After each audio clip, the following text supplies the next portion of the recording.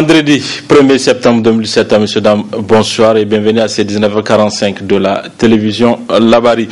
19h45 que nous débutons avec ces faits divers. Un corps sans vie a été découvert ce matin dans la rue au quartier Yantala, derrière Aboutadji. La victime, âgée d'une trentaine d'années, et un boutiquier du quartier, nous rapporte à Ismaël Moumouni et Chebou Guisso dans ce récit.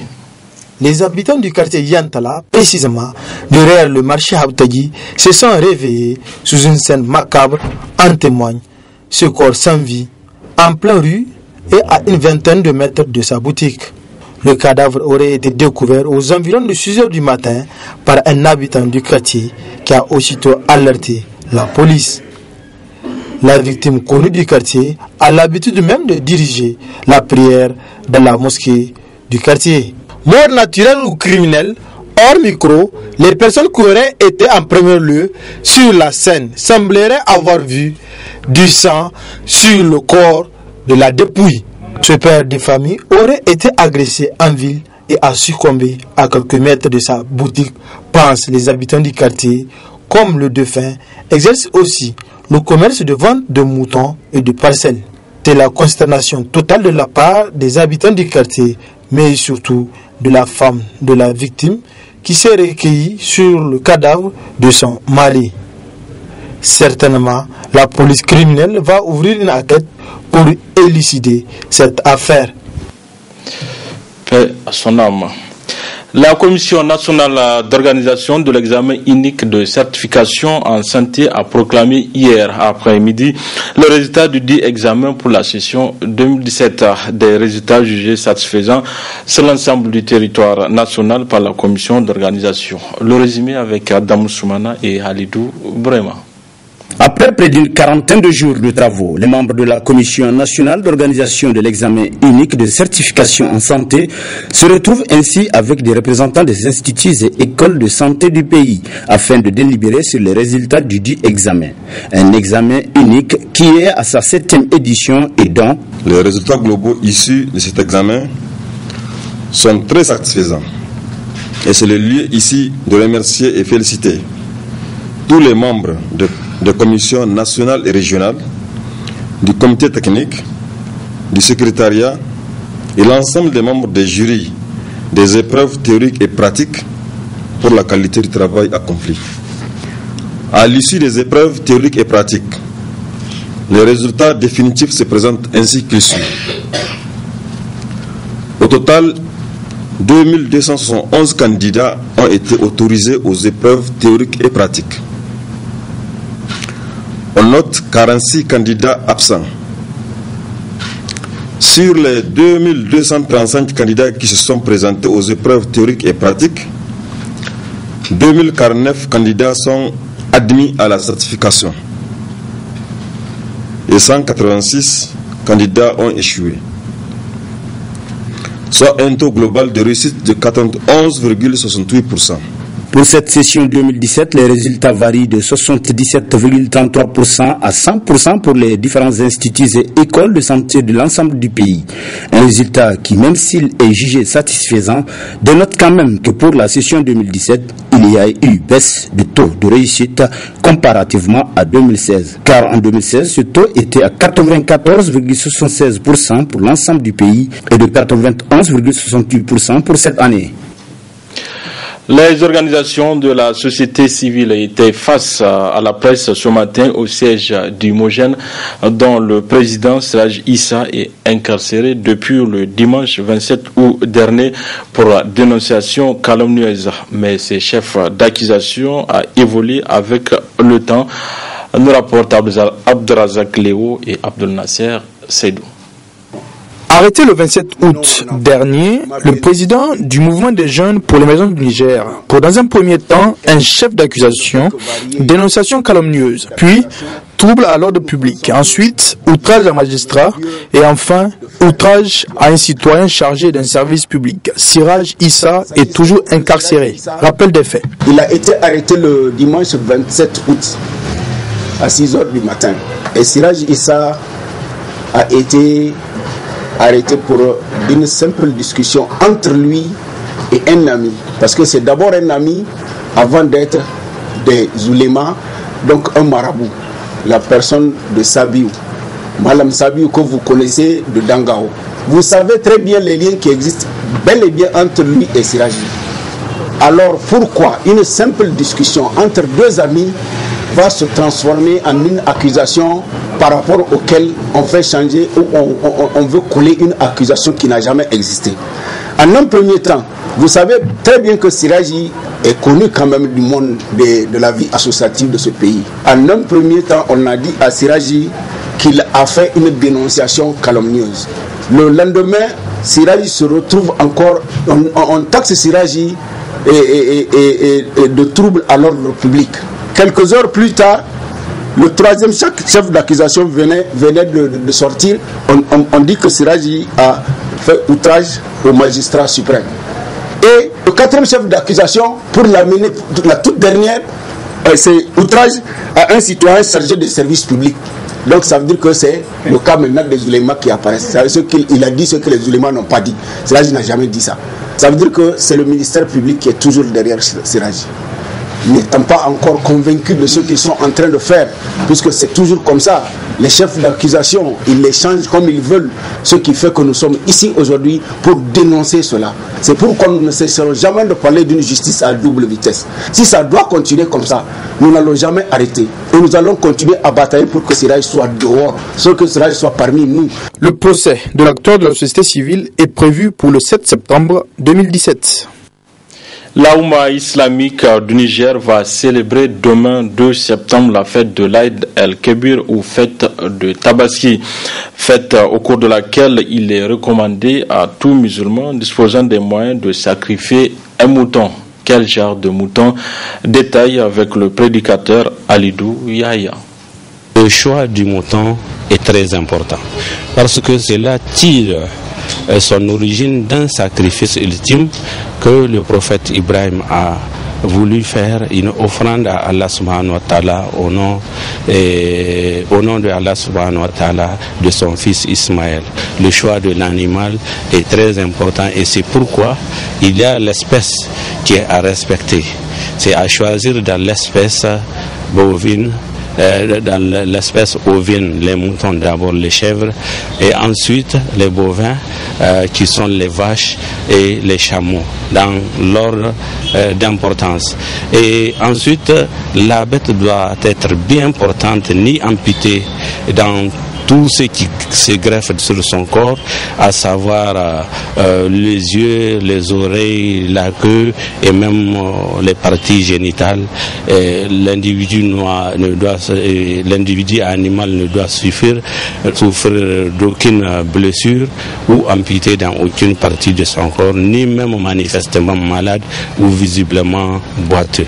Donc l'animal doit être bien portant, et quant à l'espèce des moutons, ils doivent avoir un an révolu, les chèvres environ une année, quand bien même un mouton de 6 mois est accepté, et les bovins 2 ans révolus, quant aux camelins 4 ans révolu. Donc ce sacrifice aussi est d'une importance capitale qu'il faut puiser quant au moyen de l'achat de l'animal.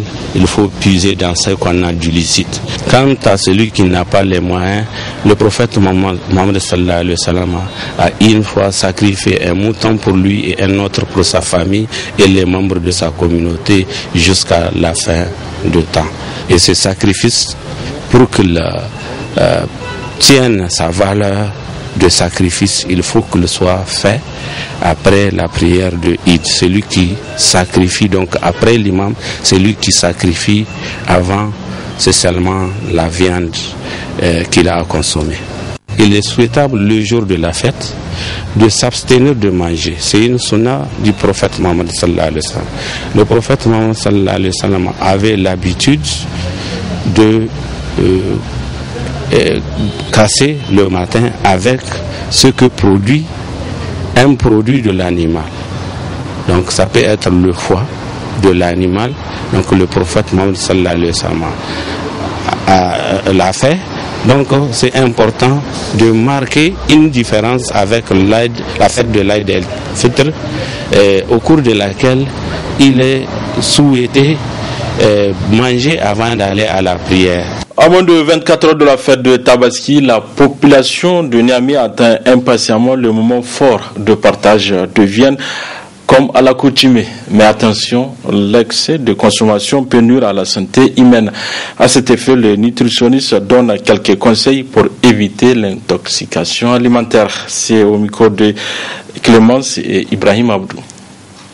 L'excès de consommation de la viande le jour de la fête, et il peut y avoir plusieurs conséquences. Les conséquences, c'est essentiellement, ce sont des conséquences de type diarrhée, de type nausée et de type vomissement. Donc ces conséquences-là sont dues, comme vous l'avez dit en introduction, à une surconsommation de la viande. Maintenant, qu'est-ce qui explique la survenue de ces troubles digestifs-là? Parce que quand vous prenez ces troubles digestifs, c'est comme quelqu'un qui est habitué à faire un travail quotidien et que vous lui demandez un beau jour de faire le même travail, mais 10 fois plus important, ou 30 fois même. Donc en fait, c'est ce qui se passe le jour de la fête. L'organisme, l'être humain est un omnivore, donc qui est appelé à manger des aliments aussi bien d'origine végétale que d'origine animale. Et ce qui se passe le jour de la fête, c'est qu'on a une consommation exclusivement à base d'aliments d'origine animale. Donc la surconsommation de ces produits d'origine animale va faire en sorte que nous allons être confrontés à ces problèmes-là que j'avais évoqués tout à l'heure, au début, que sont les diarrhées et les vomissements. Mais il faudrait faire attention, les diarrhées et les vomissements ne vont pas venir de façon brusque, de façon brutale. Il y a généralement l'organisme est bienfaisant, et dans cette bienfaisance, l'organisme nous envoie toujours des petits signaux, n'est-ce pas, qui veulent tout simplement dire que je suis en train d'atteindre mes limites. Et ces petits signaux-là, ce sont les nausées. Lorsque vous sentez la nausée, lorsque l'on consomme de la viande et qu'on sent la nausée, donc ça veut tout simplement dire qu'il faudrait ne pas abuser de la consommation de la viande. Et naturellement, lorsque vous abusez de la consommation de la viande, le travail de la digestion ne va pas bien se faire parce que l'organisme ayant atteint ses limites, et c'est ce travail de digestion mal fait là qui est en grande partie responsable de la diarrhée. La consommation de la viande le jour de la fête, comme vous l'avez dit, est non seulement associée à une surconsommation de produits sucrés, mais également à une surconsommation de graisse, mais également à une surconsommation de piment. Et malheureusement, tous ces éléments mis ensemble vont être des éléments qui vont provoquer des troubles pour la santé. Les dispositions à prendre lorsqu'on consomme des produits d'origine animale, notamment la viande, c'est de faire en sorte qu'on associe la consommation de la viande, plutôt que de l'associer à des jus, à des produits sucrés, vaut mieux associer la consommation de la viande avec des aliments qui sont riches en fibres alimentaires.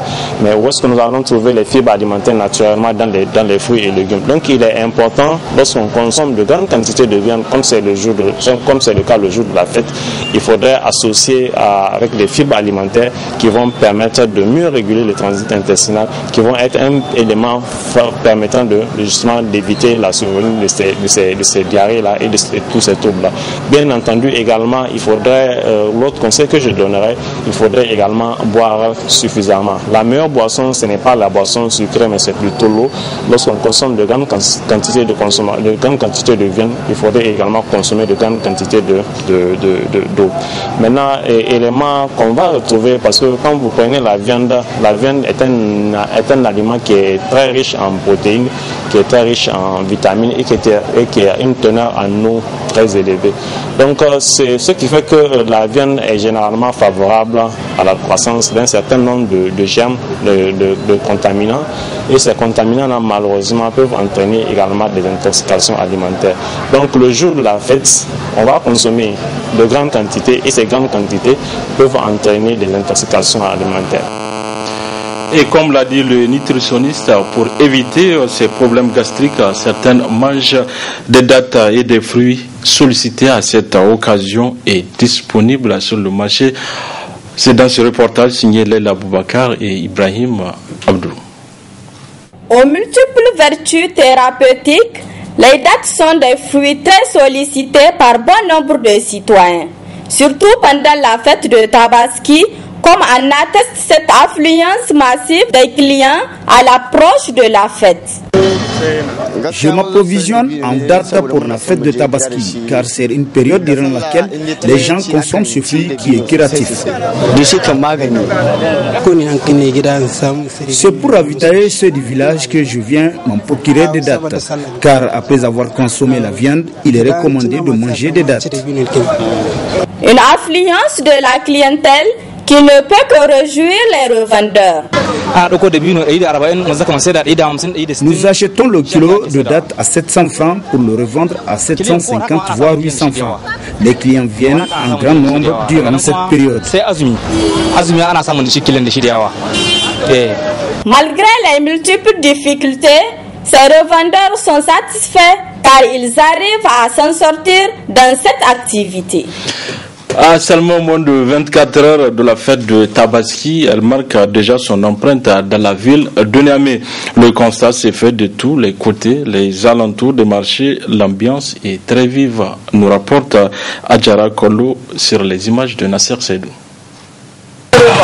En cette veille de la fête de Tabaski, l'ambiance est festive dans les marchés, à l'exemple du marché de Haboutagui de Yantala, où les transactions vont bon train entre les clients et les vendeurs. Les condiments, les volailles, les ingrédients, entre autres produits, sont très sollicités par les clients.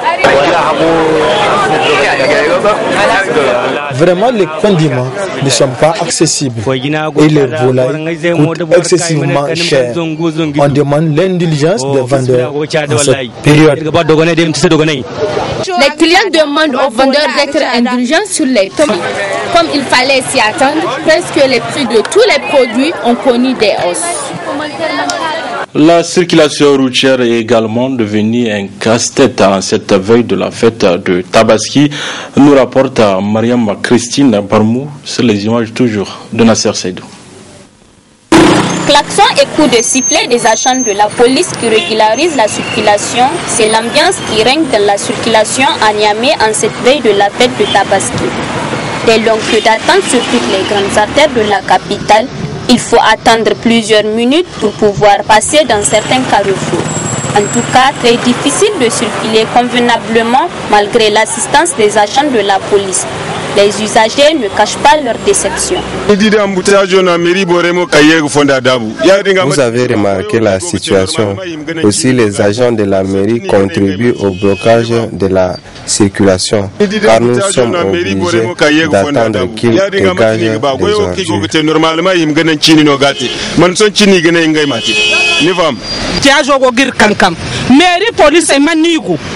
L'embouteillage nous crée beaucoup de désagréments. La police n'a qu'à nous donner un coup de main pour faciliter la circulation, surtout ici au grand marché. Je trouve l'embouteillage dense. Hein? Vous voyez, comme vous le voyez, c'est tout à fait normal à une veille de fête qu'il y ait un embouteillage. L'ambiance de la fête de Tabaski se fait sentir de la circulation routière à Niamey. Cependant, cette situation rend difficile surtout l'accès au marché pour les habitants de la ville, notamment pour leur approvisionnement. Voilà, messieurs, dames, c'est tout pour ce 19h45 de la télévision Labari. Merci à vous de l'avoir suivi. Au revoir.